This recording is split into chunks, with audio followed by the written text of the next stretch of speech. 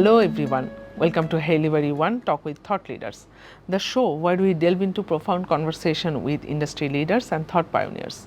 I'm your host, Jinia Kobi Suchona. Today's episode we explore the often underestimated yet critical aspect of leadership, followership.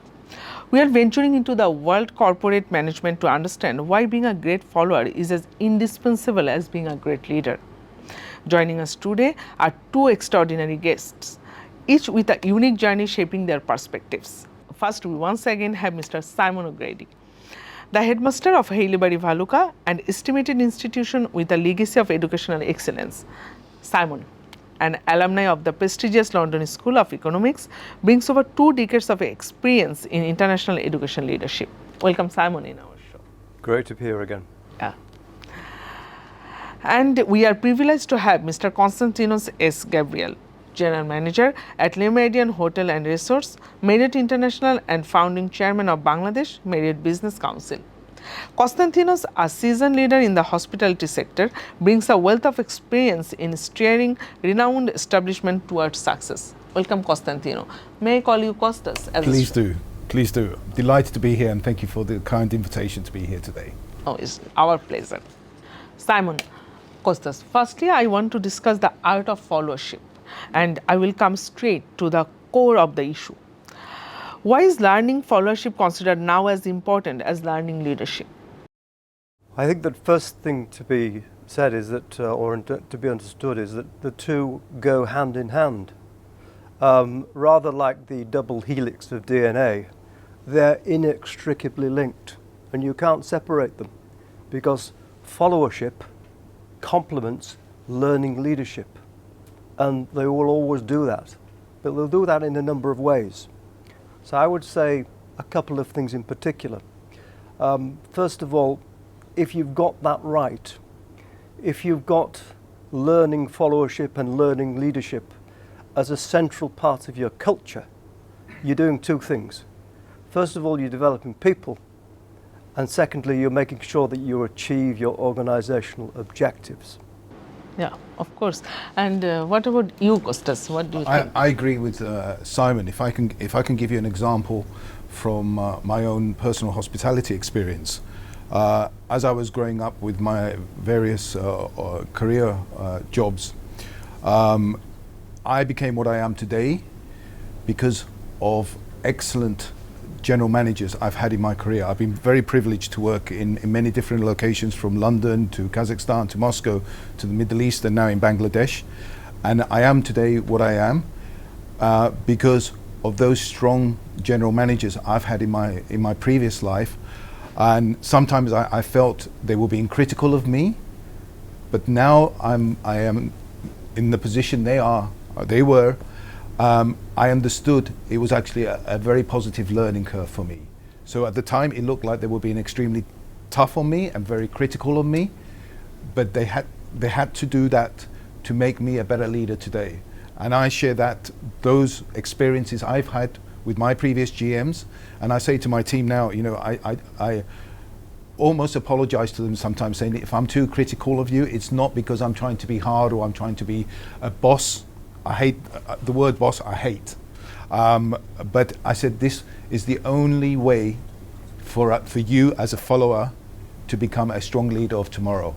Simon, and leading Haileybury Bhaluka is no small task, and you have had significant experiences handling school through a revolution.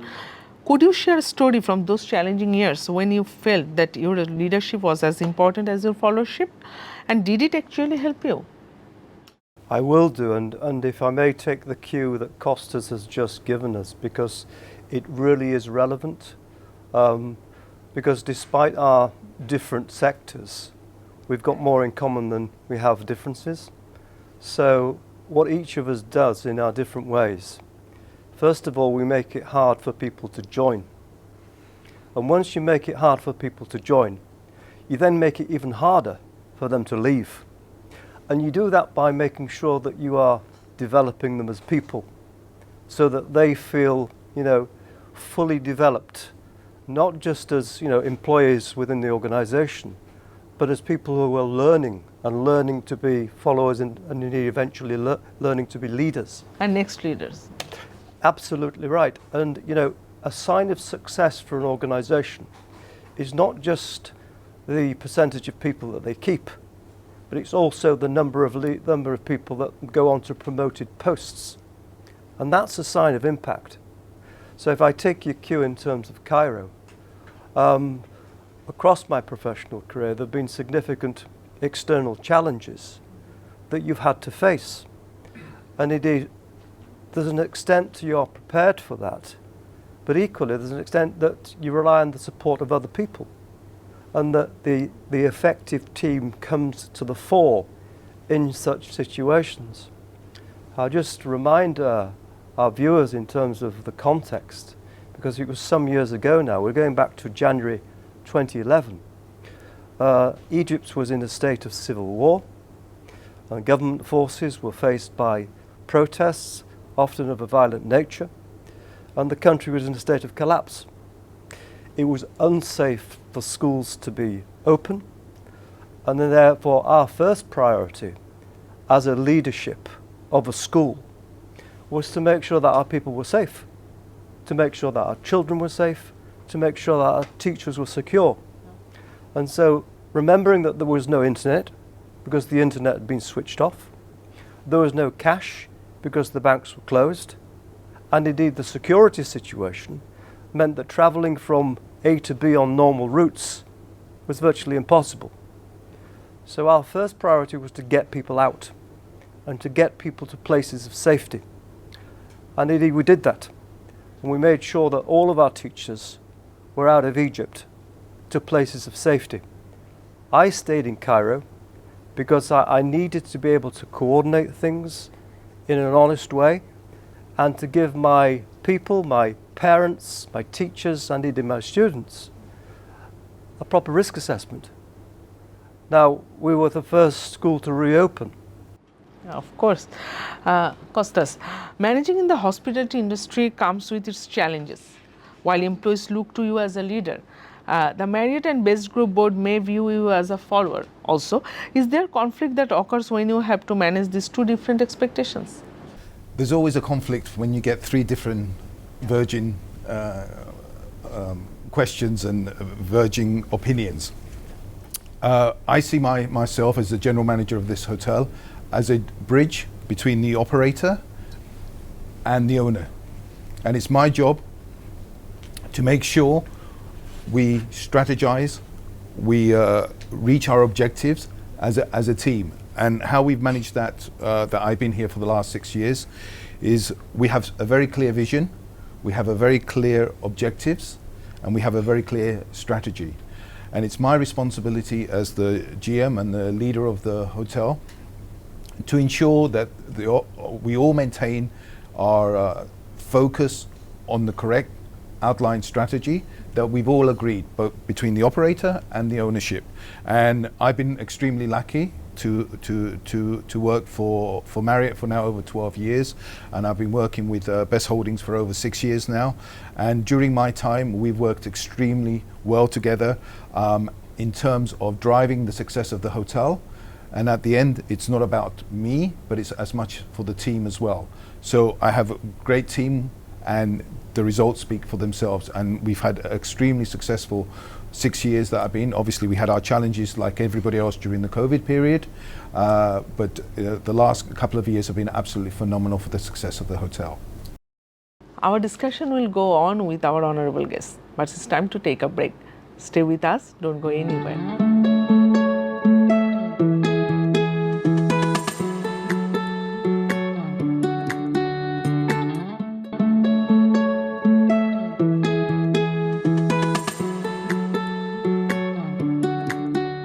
Welcome back, our show, and our discussion will now, who makes the best follower? Simon, I'm sure the audience would be really interested in both your views on the top of qualities that you would want to see in a follower, both from the education hospitality point of view, both of you, Simon and Costas. First, Simon. I think that that concept of followership and leadership also needs to have a reality. But we just have to, accept that the best followers are also the best leaders. The two go hand in hand. And that mythology about leaders are born and not made, we need to, discuss that in a way that, from examples from education and indeed from hospitality. Our sectors, despite their differences, they've got so much in common because of that service aspect. And we're both an outstanding school and a 5-star hotel have got more in common than not. So let me give you an example from my team. And I see this in Le Méridien, okay, in terms of the superb service the staff give. So obviously you want people to be great communicators. And as great communicators, every guest or every student has a personalized need. And whether you're talking about one of the associates at Le Méridien or one of the outstanding teachers at Haileybury, you're focused upon securing and satisfying that personalized need. And the second quality, before I invite Costas to give example or indeed give counter, you want people to be actively engaged. And you want people to feel that they are a part of your enterprise, your project, and that they're adding to your success. And by doing that, they're not just effective learning followers, they're also preparing themselves for leadership. But the last thing I would say, you never stop being a learning follower.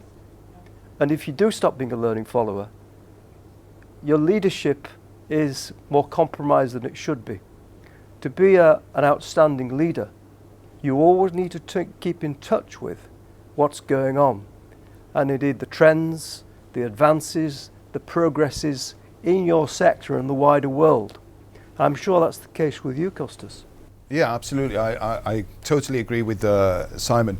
I think two of the key skills that we share, both from education and from hospitality, is empathy and problem solving. Empathy, we're in the hospitality industry. We have many guests and visitors to the hotel on a daily basis. And we teach our staff and we encourage our staff to show empathy. And we have different guests arriving from different nationalities, from different backgrounds. And with empathy, we can deliver a world-class service here in Bangladesh or anywhere in the world by understanding our clients and by giving their requirements the attention they deserve. And from a problem-solving perspective, which is another key element of fellowship and leadership, is we have many special events throughout the year in the hotel, whether it's a birthday or an anniversary or an engagement. And sometimes we're human, things do go wrong. So we empower all our staff and all our associates to problem solve on the spot. We cannot turn the clock back. I cannot ask someone, please come back for your birthday next week. We've made a small mistake. But by encouraging and by empowering our colleagues and associates to problem solve there on the spot, the recovery is more important than the problem. When the guest leaves, if we've done a great job, they will remember the recovery more than the problem they had in the first place. So problem solving is key to the success of any follower or leadership. It's the same. It is, and what I love about this hotel is that your guests come back, and indeed from different parts of the world, from different sectors of industry, they come back, and indeed every time they come back, everybody knows where they left off with them. Absolutely. And that's how your staff have been trained to think and trained to support and to give them such high standard service. Simon, Costas, here's a quick trivia question for you. While the world knows the name of great leaders, can you name 2 great followers who we can emulate?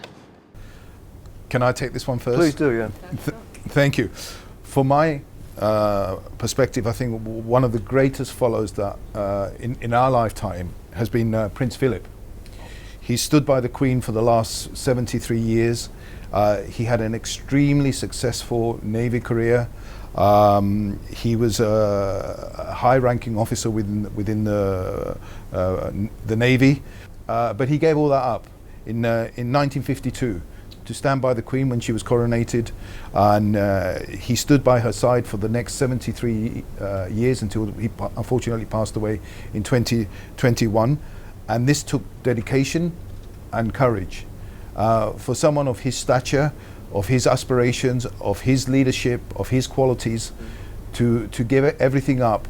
And to be there by Queen Elizabeth II for 73 years, I think that is an absolutely outstanding and a commendable achievement for someone of his caliber as a follower.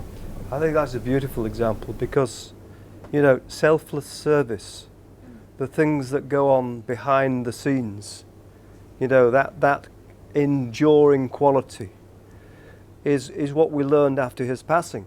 Correct. And indeed, yes. you know, more latterly after Her Majesty's passing. Correct. Yes. Yeah. But my retort, okay, well, you're that specialist in royal matters. I'm interested in sporting excellence, and I'm interested in learning from, you know, those sporting leaders who have achieved pinnacles of success. And of course, I'm talking about Pep Guardiola and Mikel Arteta. Okay, and indeed, you know, a master and apprentice, or leader and follower. What a beautiful example that is, because, you know, just last night, Yes. we had What happened last night, Simon? we had a football match between those two teams, Arsenal and Manchester City, and it was the first time that the followers team beat the leaders team. And indeed, you know, not that I'm partial to either team, but it's a great example to learn from in terms of With the follower. how they did it and what they learned along the way. And sporting success is as much about coaching and learning as it is about the achievement itself. Now we talk about personal relationships and followership, Simon and Costa. Sometimes leadership and followership lessons get applied back home too, and even with friends and relatives. I know you are good friends. So Simon, how do you view Costas as a leader or a follower in terms of his friendship with you? Well, hopefully we're both. And because, you know, we share things informally, what I, you know, regard really important is because Costas is in a separate but related sector, I can offload things and get that sort of critical but sincere honesty that you wouldn't get otherwise. And, you know, it's about learning from people who've had significant experience, outstanding experience on a global scale in a different sector. And equally being able to just let off steam. And, you know, because we go through challenges, we normally meet those challenges, but sometimes we don't meet our high standards. And therefore you want to share something with somebody who can give you that good guidance and good advice. That's what I get from Costas. But now that he knows, it's not going to happen in future. And Costas, how do you view Simon in terms of his friendship with you? Absolutely. I mean, I agree. Although we work in different sectors, we both work in the service industry. And we have more in common than we have differences. And we're both to both men. I think it's very difficult. On some days, maybe I'm the follower and I go to Simon and say, Simon, I need this advice, or this has happened, how do you deal with it? And vice versa. Then Simon comes to me on certain days and said, look, you know, you've been here longer, I've had this challenge today, please help me, please guide me, please tell me. So I think it's never a clear cut. As we said at the beginning of this interview, it's interlinked. Yeah, and the same applies to us as friends and as colleagues and as human beings, as people. So, you know, it's an opportunity for us. We learn together and we help each other out together. Costas, Simon, is that the same with your respective better halves, your wife? Do they also consider you in the same way as you consider each other? Well, this is probably the most controversial question that you could possibly ask, okay? And given that it's been aired globally, we're very pleased that you're asking it. First of all, this notion of better halves. I think it was the Roman poet Horace who came up with this notion of the better half, and albeit in Latin.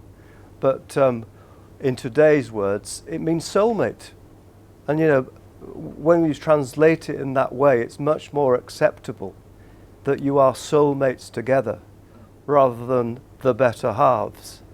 And I mean, I don't know about you, Costas, but they say that you know, men are from Mars and women are from Venus. Absolutely, yes, yes. Well, my wife is from France, and that's a completely different galaxy altogether.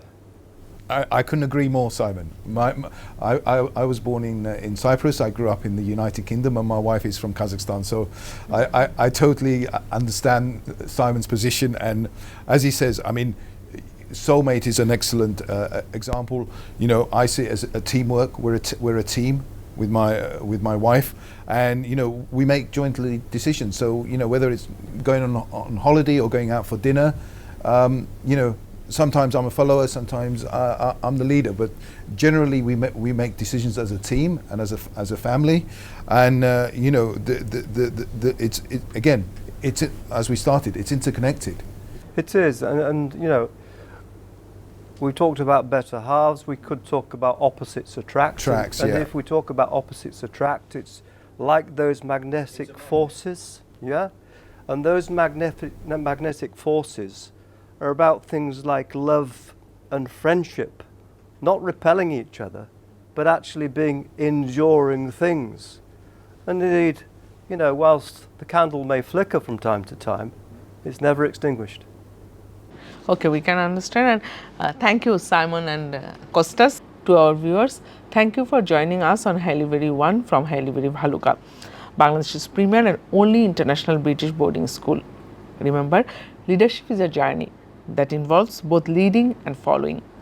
Until next time, stay inspired and lead with purpose. Goodbye.